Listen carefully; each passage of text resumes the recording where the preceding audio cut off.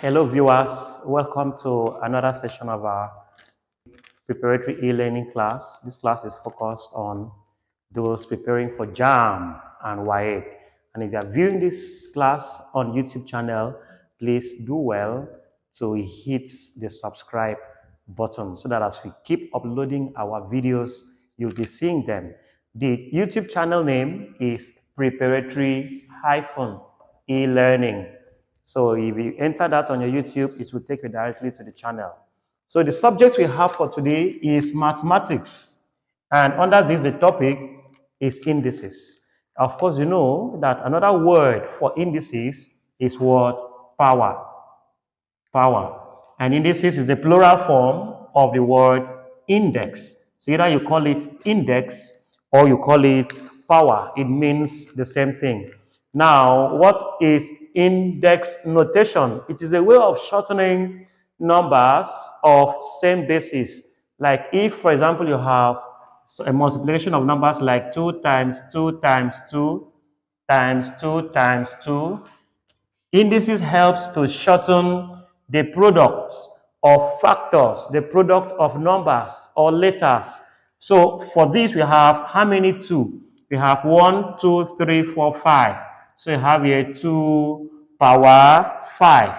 This 2 is called the base, whereas 5 is called the index. Either you call it index or you call it power. You can also use letter.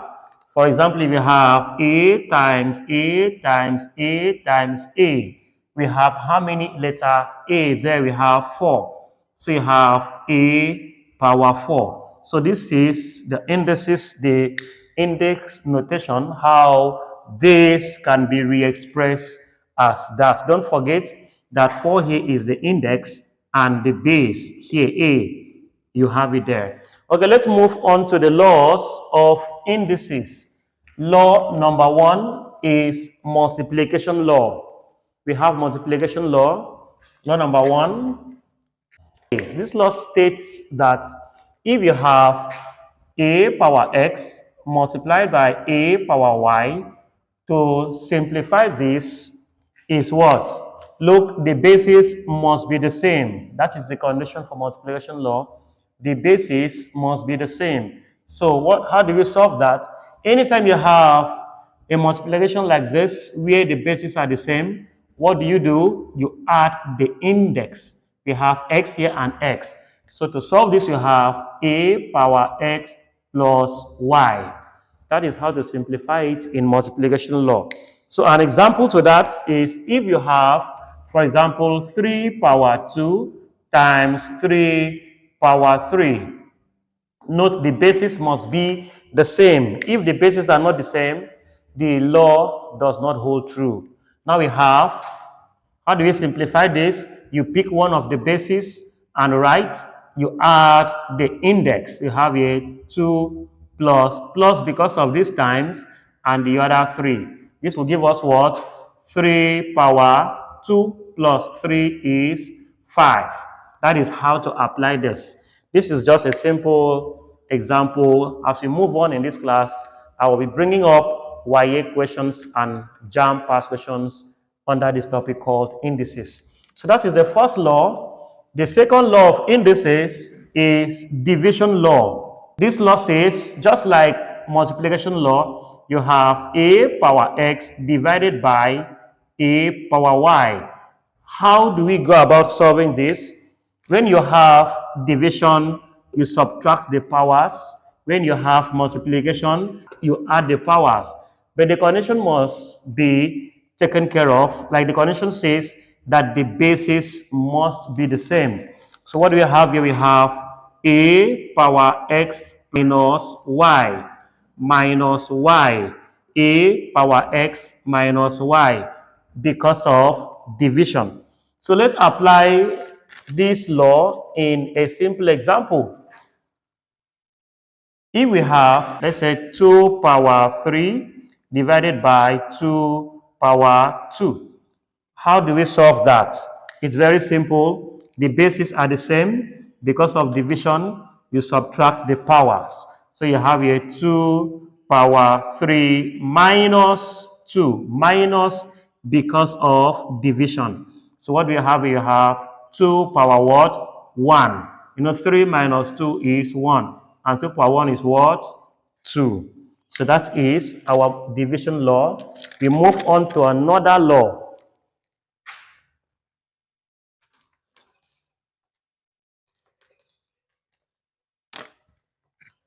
The next law is called power law. We have power law. What does this law say? It says that when you have a number like a power x multiplied by another power outside the brackets, if you have a base, letter A for example, which has a power, and inside this you have another power outside multiplying what you have inside. To solve this, of course, you know that this bracket is multiplication in mathematics. Since the two powers are on the same horizontal line, on the same line, you can easily multiply them. So you have a power x y. That is x times y is xy. Now, how do we apply this law? In an example, we have example, if you have, for example, let's say 2 power 3 into power 2. How do we solve that? Note that the power 3 here and 2 are on the same line, so they multiply themselves. You have 2 power 3 times 2 is 6. As simple as that. So that is how to apply that in power law. The next law is product law. We have product law. What does this law say? Now, in this power law, we have just one content, one element in this bracket. In product law, we may have more than one content in the bracket, which you have. To apply this, you say A, B, let's say power X. In this product law, you have that the power you have in X distributes itself equally on every member in this bracket. So you have, this is going to be, we have A power X and B power X. A power X and B power X. The power X here distributes itself on every member in this bracket. Now, which example can we use to apply that? Example, we have, let's say we have 2x into power 3. 2x into power 3. How do we solve that? This power 3 will come on 2 and also come on x. It distributes itself evenly or equally on every member in this bracket. So you have 2 power 3 and x power 3. And 2 power 3 is what? We have 2 times 2 times 2. 2 power 3 is 2 times 2 times 2, not 2 times 3 to give you 6. It's wrong. 2 power 3 is 2 times 2 times 2. You have here, the next one is what? X power 3, giving us what answer there? That is 8x power 3. That is our example there to apply the product law. The next law we're going to look at is zero law. Zero law. We have that. This is very simple. That means any letter to the power of 0 is 1. Or any number, be it 4, or any number to the power of 0 is 1. Or any letter whatsoever, be it z, power 0 is equals to 1. So this law says that any number or letter raised to the power of 0 is 1. So we proceed to another law, negative index law. Negative index law. I hope by the word negative, you know it will carry minus sign. Index, that means power minus. So example, if we have example a power minus x, that is negative. Index, index means power. Negative here is minus. Negative index law. How do we solve this? If we see this kind of problem, how do you remove this power minus? The simplest way is what? Anytime you see power minus, it means 1 over the rest of the things you have here, a power x. I hope you understand that. Power minus means 1 all over. Now, every other item you have there comes under the all over. And how do we apply this law? In an example, if we have 2 power minus 3, how do we solve this? 2 power minus 3. The first thing to do there is you remove the minus sign. How do you remove it? You bring in 1 all over. By writing 1 all over, that has taken care of the power minus. So we have 2 power 3, which is what? We have 1 all over. 2 power 3 is what? 2 times 2 times 2. We have 8. So that is the answer for applying this negative index law.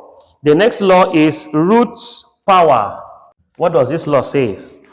This law states that anytime you have power 1 over 2 or 1 over 3 or 1 over 4, anytime you have a power that is a fraction 1 over another number, that number represents the root. Now let's, for example, if you have x power 1 over 2. Look at the denominator here too. Anytime you have a fraction like this, like 1 over 2, the 2 here is what we consider as what? The square root.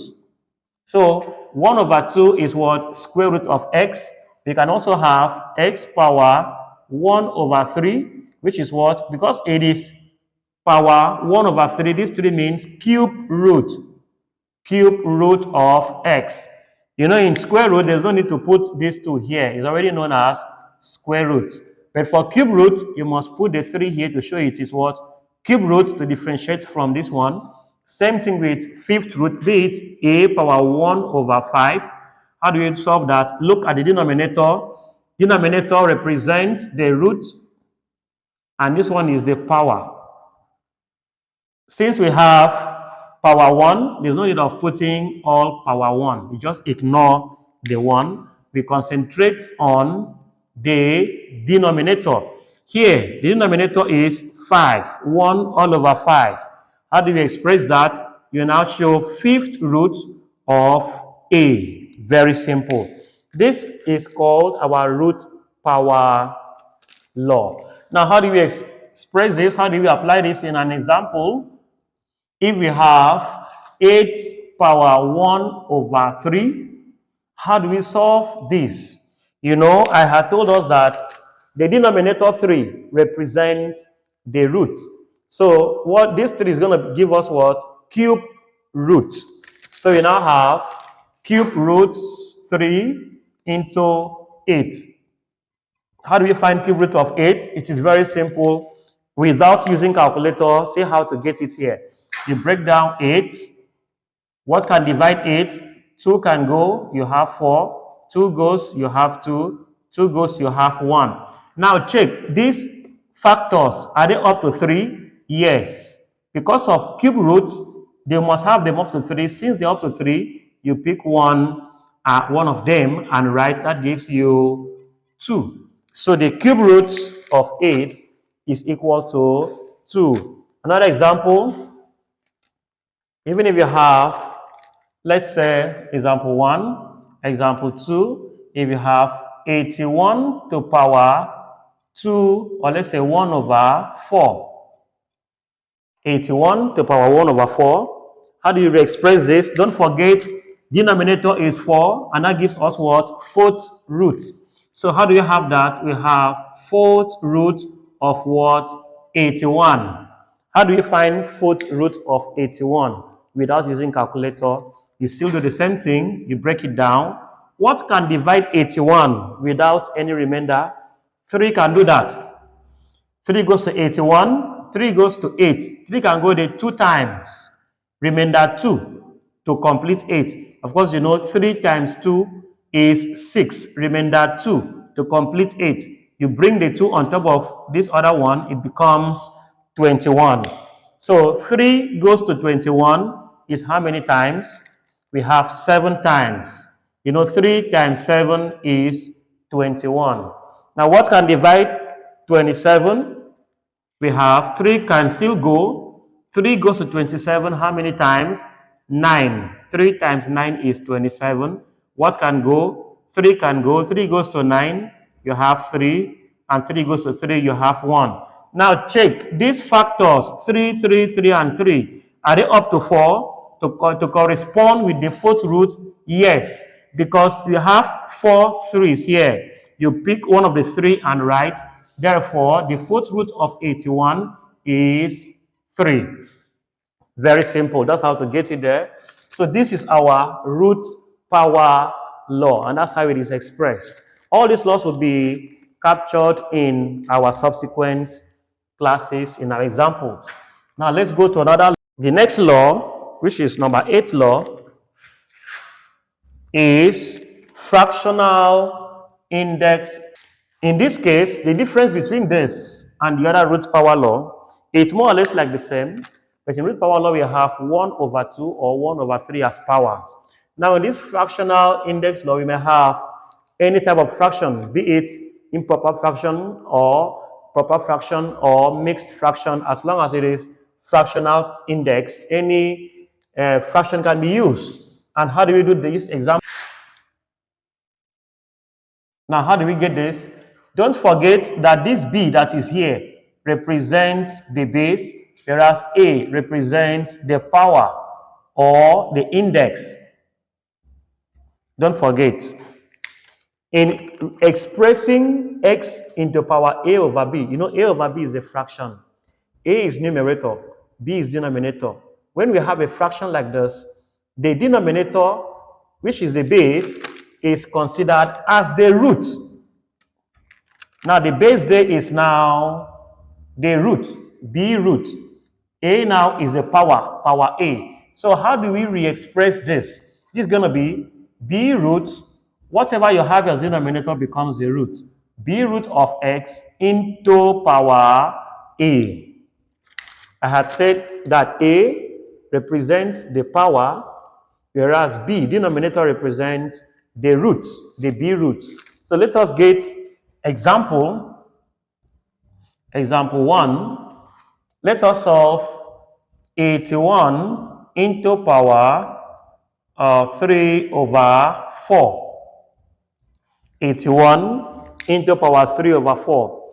Now, how do we do that? Don't forget that 4 here represents the root, whereas 3 represents what? The power. So how do you re-express that? We pick the fourth root first. We have fourth root of what? 81 into power what? 3. Very simple. Fourth root of 81 into power 3. So how do we do this? We had found our fourth root of 81 to be what? 3. And this power 3 comes on top of it. So 3 power 3 is not 3 times 3. No. But 3 power 3 is what? 3 times 3 times 3. Giving us what? 27. So that is, 3 times 3 is 9. 9 times 3 is 27. So that is that. We can take another example, maybe example 2, just to apply this fractional index law. These examples are the simple examples just to apply, to see how we can apply these individual laws.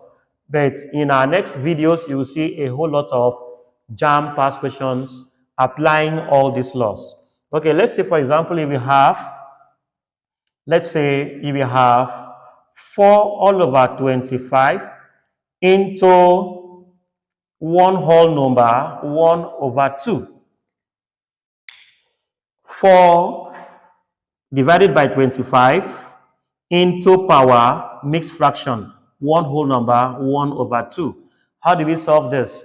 Before we move on to applying this law, you first reduce or change this mixed fraction to improper fraction. How do we do that? This is one whole number, 1 over 2. This is a whole number. This is denominator. This is numerator. So what do we have? It is denominator 2 times whole number 1 plus numerator 1 divided by denominator 2. That is how to change to improper fraction. So denominator times whole number plus numerator divided by denominator. So what do we have there? We have 2 times 1 is 2 plus this one we have 3 divided by 2. So we have 3 over 2 representing one whole number 1 over 2. This is going to be 4 divided by 25 into, this now becomes 3 all over 2.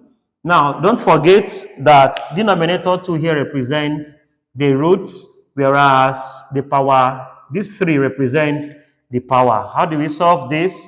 We now have, because of 2 here, we have square root of 4 divided by 25 into power 3. Into power 3. How do we do that? What is the square root of 4? We have it as 2. What's the square root of 25? Is 5 into power 3. You now have to find square root. You divide it, you break it down, break 25 down. What can go here? 5 can go, you have 5. 5 times 5 is 25. 5 goes again, you have 1. Because of square root is what? In twos. So you now have 2, 5, you pick 1 and write here, so you have it there. Same thing for 4, we have 2 in the square root. How do we express this? You know, this is like saying our power law, for example. Now, this power law, this 3 as a power is the same, it distributes itself equally on 2 and on 5. So we have 2 power 3 divided by 5 power 3. This will give us 2 power 3 is what? 2 times 2 times 2, which is 8. Now, 5 power 3 is 5 times 5 times 5. 5 times 5 is 25. 25 times 5, you see, 5 times 5, 25, right? 5 carry 2. 5 times 5, 5 times 2 is 10 plus 2, you have 1, 2, 5.